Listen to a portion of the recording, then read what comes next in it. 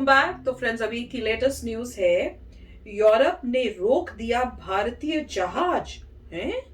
भारत ने फिर दिखाई यूरोप को ताकत, रूस का साथ देने की सजा मिली। ये तो बड़ी अजीब सी न्यूज है। देख के पता करते हैं डिटेल्स क्या है। तो वीडियो शुरू करते हैं।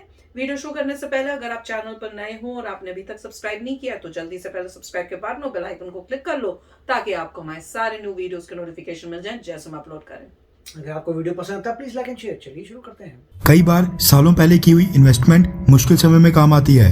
भारत के साथ भी वही हो रहा है। आज जब यूरोप ने भारत के कंटेनर्स को अपने पोर्ट पर ही रोक दिया है तो भारत को काम आ रही है अपनी सालों पहले की गई इन्वेस्टमेंट। यूक्रेन के ऊपर हमला करने के कारण कई सारे वेस्टर्न देशों ने रशिया के साथ ट्रेड टाइज अचानक से खत्म कर दिए थे और जो शिपिंग कंपनीज थी जो एक देश से माल उठाकर दूसरे देश तक ले जाती थी उन्होंने भी रशिया में माल पहुंचाने से अचानक ही मना कर दिया था।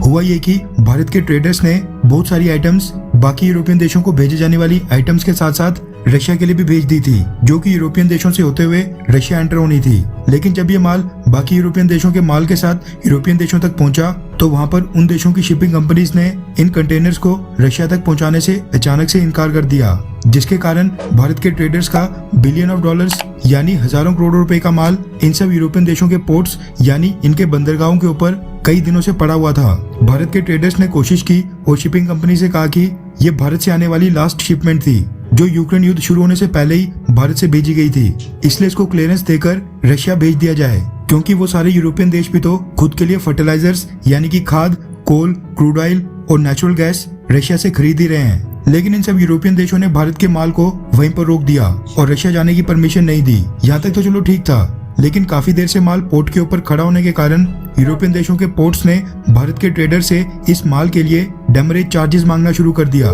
जब कंटेनर के अंदर माल किसी भी पोर्ट के ऊपर उतरता है तो उसको कुछ दिनों तक वहाँ पर फ्री टाइम पीरियड दिया जाता है, जिस दौरान उसको पोर्ट के ऊपर रहने दिया जाता है। उस टाइम के अंदर उन कंटेनर्स के अंदर जो भी माल होता है उसको ट्रक्स में लोड करके पोर्ट से बाहर ले जाना होता है। जैसे ही वो अवधि खत्म हो जाती है, पोर्ट वाले जिस ट्रेडर का वो कंटेनर होता है उसको एक्स्ट्रा चार्ज करते हैं। लेकिन यहाँ पर तो यूरोपियन देशों ने भारत के माल को रशिया तक ले जाने से ही मना कर दिया था। इसमें भारतीय ट्रेडर्स की तो कोई भी गलती नहीं थी, लेकिन इसके बावजूद भारत के कई सारे ट्रेडर्स ने यूरोपियन पोर्ट्स को डेमरेज चार्जेस पे करके अपना माल वापस बुलाना शुरू कर दिया है। ऐसा नहीं है कि भारत के ट्रेडर्स ने अब ये माल भारत वापस ला लिया है या भारत से नया माल रशिया को नहीं जा रहा है। दरअसल भारत को आज की डेट में अपनी कई सालों पहले की गई इन्वेस्टमेंट ही काम आ रही है। खबर ये निकल कर आ रही है कि भारत जो भी रशिया के लिए माल भेज रहा है उसके लिए ईरान में स्थित चाबार पोर्ट का इस्तेमाल किया जा रहा है, जिसको भारत की मदद से डेवलप किया गया था। रिपोर्ट्स के मुताबिक भारत के ट्रेडर्स अब बाकी यूरोपियन पोर्ट से उठाकर ईरान के चाबार पोर्ट भेज रहे हैं, जहां से वो अजरबैजान और फिर वहां से रशिया एंटर हो रहा है। भारत से जो नई शिपमेंट्स रशिया जा रही हैं वो भी इसी पोर्ट के जरिए जा रही हैं। ईरान और अजरबैजान दोनों के रशिया के साथ बहुत ही अच्छे संबंध हैं और ये दोनों देश भी खुशी खुशी भारत के माल को रशिया तक पहुंचाने के लिए राजी हैं। इस तरह से अब भारत को रशिया तक माल भेजने के लिए किसी भी यूरोपियन देश या उनकी शिपिंग कंपनीज के आगे हाथ भी नहीं जोड़ने पड़ रहे हैं। और दूसरा तो स्ट्रेटेजिक चाबार पोर्ट के ऊपर भी ट्रैफिक अच्छा खासा आ रहा है, जिससे ईरान भी काफी खुश है। इसके अलावा भारत के कुछ ट्रेडर्स ने टर्की और चाइना के रास्ते भी रशिया को शिपमेंट भेजने की कोशिश की है। चाबार पोर्ट के रूप में भारत ने जो ईरान में इन्वेस्टमेंट की थी आज वही भारत के काम आ रही है। यूरोप जितनी मर्जी कोशिश कर ले, भारत से माल रशिया तो जाता ही रहेगा। तो फ्रेंड्स, टाइटल सुन के ही मुझे लग रहा था कोई गंदी न्यूज ही होगी, और वही दिखा कि ये कह रहे हैं कि यूरोप में उन जो आया सामान इंडिया का, जो मतलब यूरोप के लिए भी था उसमें और उसमें रशिया के लिए भी था, तो उन्होंने अपना तो ऑब्वियसली निकाल ही लिया होगा, पर रशिया में जो जाना था उसको वहीं रोक दिया, क्योंकि वो कुछ भेज ही नहीं, वो कह रहे हैं कि हम तो जाते ही नहीं वहां पर उन्होंने जब बताया कि भैया ये उस टाइम का पहले का है जो अब जा रहा है तो आप इसको भेज दो, मेरे ख्याल से तब ये सुन के उनको भेज देना चाहिए था। क्यों आप अननेसेसरी कंट्री अब इंडिया के साथ आप फ्रिक्शन पैदा कर रहे हो? एक अच्छा अपना दिखाने के लिए अगर आप भेज देते तो क्या जाता। पर फिर दूसरा एंगल ये भी है कि हो सकता है कोई जा ही नहीं रहे हो वहां पर, तो इसलिए वो नहीं कर पा रहे हो। पर अगर चलो वो भी आपकी मजबूरी है तो हम समझ सकते थे, पर उसके बाद आप कह रहे हो कि क्योंकि आपके यहाँ पर हमारा सामान पड़ा हुआ है तो अब जो है ये जो मर्चेंट्स हैं या जो बिजनेसमैन है इंडिया के वो आपको पे करें, वो बहुत गलत बात थी। वो उसको सुन के लगा कि भैया जो आपने स्टेप्स लिए हैं वो गलत है, क्योंकि अगर ऐसी बात है कि आप नहीं भेज सकते तो आपकी वजह से वहां पे सामान जो है रुका हुआ है। और देखो कि कितने अच्छे हैं इंडियन बिजनेसमैन, उन्होंने एक्स्ट्रा पेमेंट भी की है और अब उसको लेके भी आ रहे हैं, कितना नुकसान हो रहा होगा उनको, उसको लेके आ रहे हैं और अब दूसरे वे से जा रहे हैं वहां पे सामान भेजने। पर दिस इज रियली सैड, बहुत सैड सिचुएशन है कि इतना भी आप मतलब किसी के ऊपर प्रेशर कंट्री पे मत डालो कि आपके साथ वो है। हर कंट्री की जो है अपनी होती है, तो प्रेशर नहीं डालना चाहिए किसी कंट्री के ऊपर। आपका सोच किसी और की, मैं तो उस वजह से सोचती हूँ कि पड़ोसी के ऊपर आप कैसे प्रेशर मार सकते हो, पड़ोसी की अपनी सोच, आपकी अपनी सोच। पर देखते हैं, हो सकता है कि कोई और अंदर की बात हो जो हमें ना पता हो, पर इससे तो पता यही लग रहा है कि सिचुएशन जो है इस तरह से अगर करते रहे तो रिलेशनशिप्स जो है खराब भी हो सकती हैं, और फिर उनको रियलाइज जब होगा तो हो सकता है बहुत लेट भी हो जाए। अरे देखिए, इसमें ऐसा होता है कि ये स्टैंडर्ड प्रोसेस है। अगर आपको पता हो तो अच्छी बात है, नहीं पता तो क्या ये स्टैंडर्ड प्रोसेस है कि पोर्ट एक बंदे की पोर्ट अथॉरिटी है, उसको अगर लेना देना नहीं है कि कौन आपका माल लेके जाएगा, कौन आपका माल नहीं लेके आएगा, वो पोर्ट वाले हैं। उनका सिर्फ इतना है कि हमने आपको लैंड दे दी है, वहाँ पे कंटेनर रख लो, हमारी मशीनरी लगी है, ये शिप आएगा, आप पैसा दे रहे हो, मैं शिप से निकाल के आपके एरिया में रख दूंगा, उसके बाद आपको उठा के शिप में कर दूंगा, तो अपना माल ले जाओ। तो उनके स्पेसिफिक रूल बने हैं कि जब इन ट्रांजिट में मटेरियल है तो कुछ समय तक रख सकते हैं, मगर उसके बाद जो है आपको माल हटाना पड़ेगा या रेंट देना पड़ेगा, क्योंकि वो तो पोर्ट वाले हैं, उनको पोर्ट का लेना देना है। अब जो जिन लोगों ने लेके जाना था उन्होंने मना कर दिया, वो पोर्ट वाले तो है नहीं, राइट। एक तो पोर्ट वाला है, पोर्ट का काम ये है कि भाई माल आएगा, पोर्ट में रखो, चेकिंग होगी, पोर्ट की जो भी इंस्पेक्शन होगी, सब बंदास है, उसके अपना माल लेके चले जाओ। तो जिस शिप वाले कंपनी ने जिसने मना किया है, उनको करना चाहिए।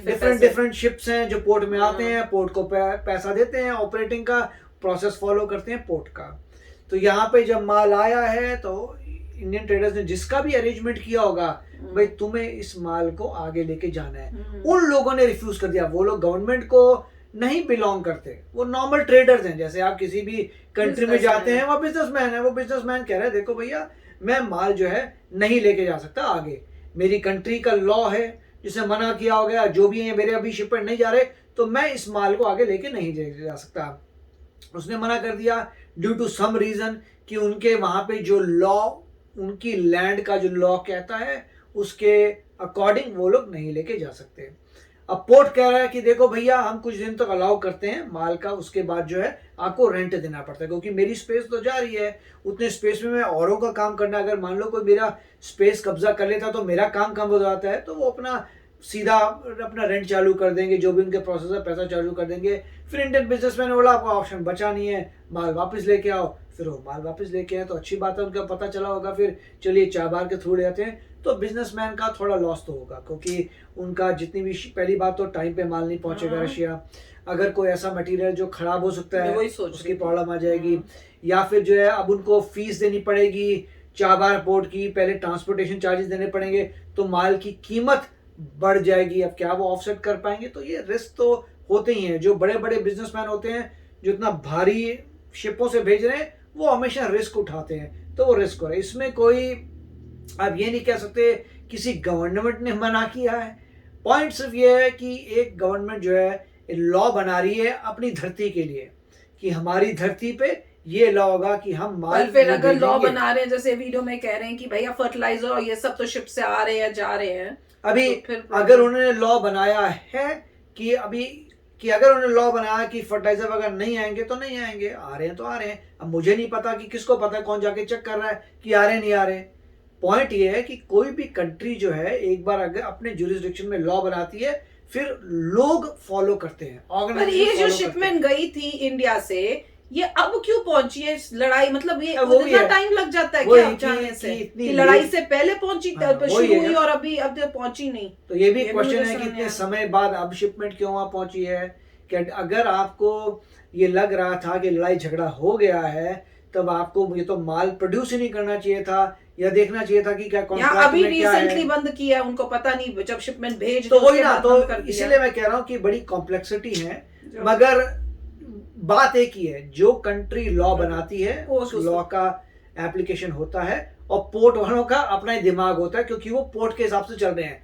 उनको तुमसे कोई बैर नहीं है, उनको यह है बस सामान ले जाओ, वो उनके लिए बिजनेस है, पैसा दे दो उनको।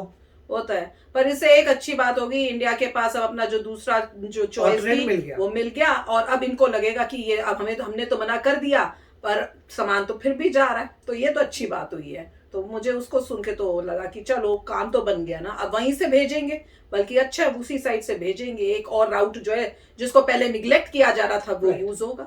तो चलो फ्रेंड्स चलते हैं, मिलेंगे नेक्स्ट वीडियो में बहुत ही जल्द। Till then take care and bye bye. तो अगर आप मेरे इस चैनल पे नए हो तो जल्दी से सब्सक्राइब के बटन को हिट करो और बेल आइकन को क्लिक करो, ताकि आपको मेरा जब नया वीडियो मैं लगाऊं आपको उसके बारे में जल्दी से पता चल जाए।